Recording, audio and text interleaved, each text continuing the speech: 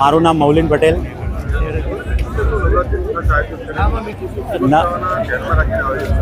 અમે આ વખતે અમારું જે એક વીરા ગ્રુપ છે એમને રંગ તરંગ કરી નવરાત્રિનું પ્લીઝ વોટર પાર્કમાં આયોજન કર્યું છે.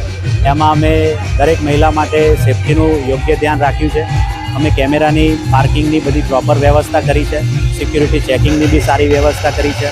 લોકોને બેસવાની સારી સુવિધાની વ્યવસ્થા કરી છે. અને અમે આ વખતે જે પ્રોગ્રામ કર્યો એને 4 સ્તંભ ઉપર આધારિત છે: સંસ્કાર, સંસ્કૃતિ, સુરક્ષા અને સુવિધા. અને 4 સ્તંભોનું અમે યોગ્ય ધ્યાન આપ્યું છે અને બધી જ વ્યવસ્થા કરી છે. તેમ છતાં બી અમારી વ્યવસ્થામાં કોઈ ભૂલ થઈ હોય તો અમે પ્રેક્ષકોની માફી માંગીએ છીએ. મારું નામ ડૉક્ટર હેતલ પટેલ છે.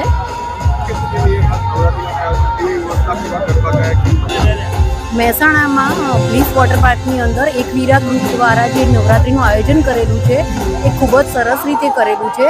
એની અંદર જે એમને આધારસ્તંભો નક્કી કરેલા છે, સંસ્કાર, સુવિધા, સેફટી અને સંસ્કૃતિ પ્રમાણેના જે એમના 4 આધારસ્તંભો છે એને ધારાધોરણ હેઠળ એમને અમે આજ સુધીની જે આજે 4થો દિવસ છે તો અમે અહીંયા જ આવીએ છીએ અને એ પ્રમાણેનું એમનું જે કમિટમેન્ટ છે એ પ્રમાણેની અહીંયા સુવિધાઓ જોવા મળે છે. એમાં ખાસ કરીને ગઈકાલે જ એક દીકરીને વોમિટિંગનો પ્રશ્ન હતો તો તરત જ તેમના માટે ORS એટલે મીન્સ કે લેડીઝ માટે પણ બીજી પણ સુવિધાઓ વોશરૂમથી માંડીને એમની સેફટી જે પણ પ્રમાણે એ લોકો અહીંયા ઇઝીલી શાંતિથી ગઈ શકે, એમને કોઈ પણ પ્રકારના પ્રોબ્લેમ્સ ના નડે એ બધી જ સુવિધાઓનું બાઉન્સરોથી માંડીને દરેક વસ્તુનું એમને ધ્યાન રાખવામાં આવ્યું છે. અને લેડીઝ માટે તો ખાસ સુરક્ષા એને જાળવી છે એમને.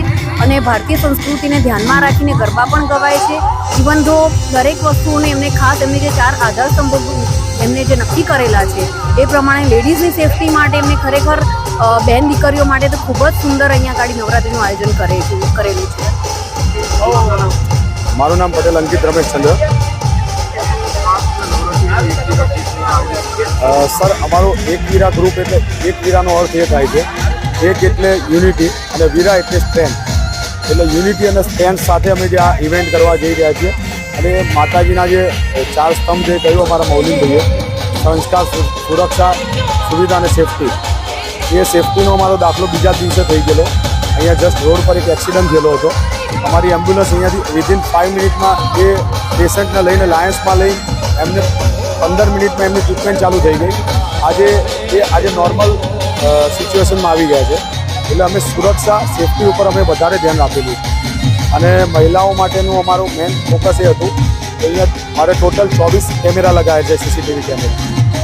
આના સિવાય અંદર અમારી મહિલાની સી ટીમ, ગરબા ગ્રાઉન્ડમાં મહિલા સી ટીમ બી ગરબા રમતી હોય છે. આના સિવાય અમારા બાઉન્સર્સ 40 બાઉન્સર્સ અમે તૈનાત કરેલા છે. એક્સિડન્ટ કે અંદર મહિલાને કોઈ બી તકલીફ ના પડે. આના સિવાય અમે 24 મેમ્બર્સ છીએ એક વીરા ગ્રુપના. એમાં અમારા વોલેન્ટિયર બીજા 45 વોલેન્ટિયર રાખેલા છે. અને આમાંથી જે બી અમારો ફંડમાંથી પ્લસ થશે એમાં અમે 100% ચેરિટીમાં સપ્લાય કરવાના છીએ. આમાંથી કોઈ એક રૂપિયો બી અમે ઘરે નથી લઈ જવાના. અને સર, આવતીકાલે આપણે મહેસાણાના જે દિવ્યાંગ બાળકો છે, જે આપણે પાંજરાપોળમાં દિવ્યાંગ બાળકો માટે અમે કાલે એક આયોજન રાખેલું છે. દિવ્યાંગ બાળકો 50 દિવ્યાંગ બાળકો છે અને એમના ફેમિલી સાથે અહીંયા અમે એમના સાથે અમે ગરબાનું આયોજન કરેલું છે. તો સર, બધાને જણાવવાનું છે કે અમે દિવ્યાંગ બાળકોથી માંડીને જે સંસ્કાર, સુવિધા અને સંસ્કાર સેફ્ટીના જે 4 સ્તંભ છે એ 4 સ્તંભને આગળ રાખીને અમે ટોટલ કાર્ય કરીએ છીએ. જય માતા.